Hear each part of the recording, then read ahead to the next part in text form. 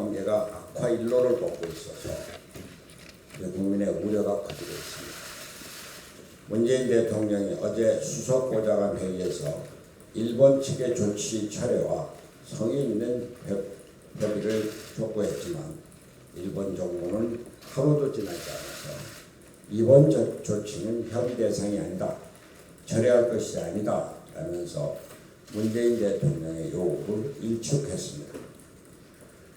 어젯밤 늦게는 한국 정부가 스위스 제네바에서 열린 WTO 상품무역이사회에 일본의 경제보복 조치를 긴급 의제로 상정 요구하면서 채택이 되었다고 합니다.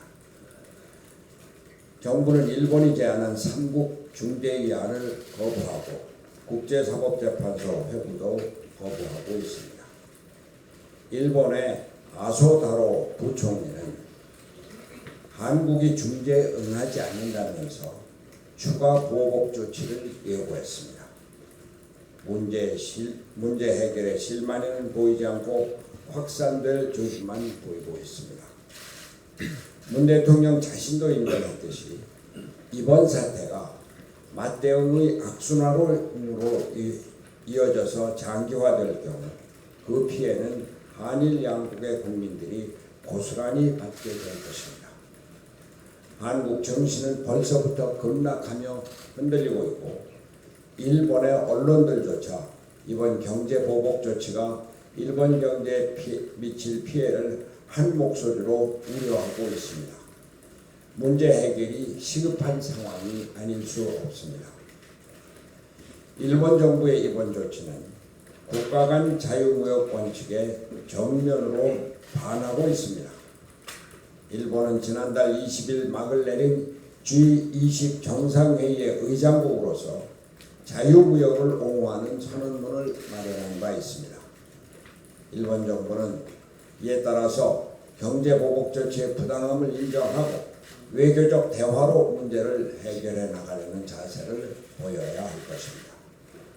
한국 정부도 맞대응으로 문제를 키울 것이 아니라 문제의 발단을 이해하고 근본 원인을 해결하려는 진정성 있는 노력을 해야 합니다. 국민적 감정에 기대어서는 한일 관계를 영원히 개선할 수 없기 때문입니다.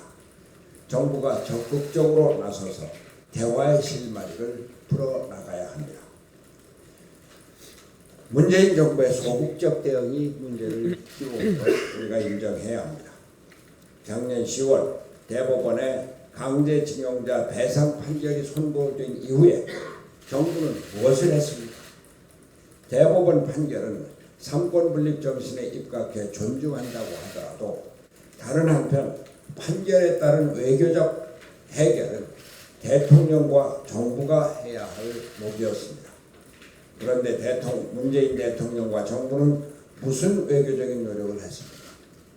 일본 정부도 해당 기업도 동의하지 않는 기금 조성안은 상대방에 대한 고려가 전혀 없는 졸속안에 불과했습니다.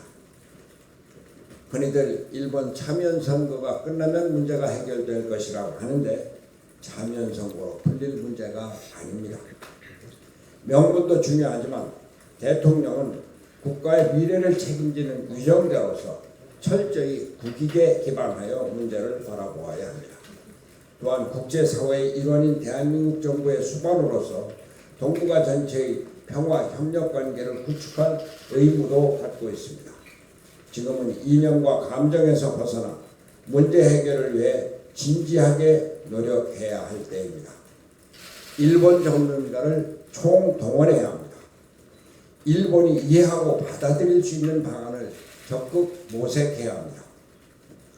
일본 통일 이낙연 총리도 정치적 입장이 아니라 국가 이익의 차원에서 적극 나서주기를 요청합니다.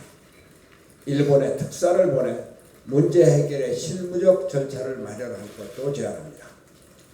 국민 감정, 도덕적 우위만을 고집하고 있을 때가 아닙니다. 국가 이익을 먼저 생각하고 기업이 활동할 수 있는 공간을 국가가 만들어 주어야 합니다. 대일외교 전문가와 전현직 외교관 등으로 구성된 범국가적 비상대책기구를 구성할 것을 다시 한번 제안합니다. 위기에 대처하기 위해 우리도 국가적으로 단결해야 할 필요가 있습니다. 정부와 민간뿐만 아니라 정치권도 이념과 진영을 떠나 초당적으로 협력하고 지혜를 모아야 합니다. 대통령은 5당 대표를 불러 모아 해결 방안을 함께 의논하고 대책을 강구할 것을 촉구합니다. 원내 교섭단체 3당의 원내대표가 국회 차원의 결의안을 처리하기로 합의한 만큼 황교안 대표도 이 회동에 참여할 것을 당부합니다. 대한민국 외교의 총체적 위기를 극복하기 위해 온 국민이 나서야 할 것입니다.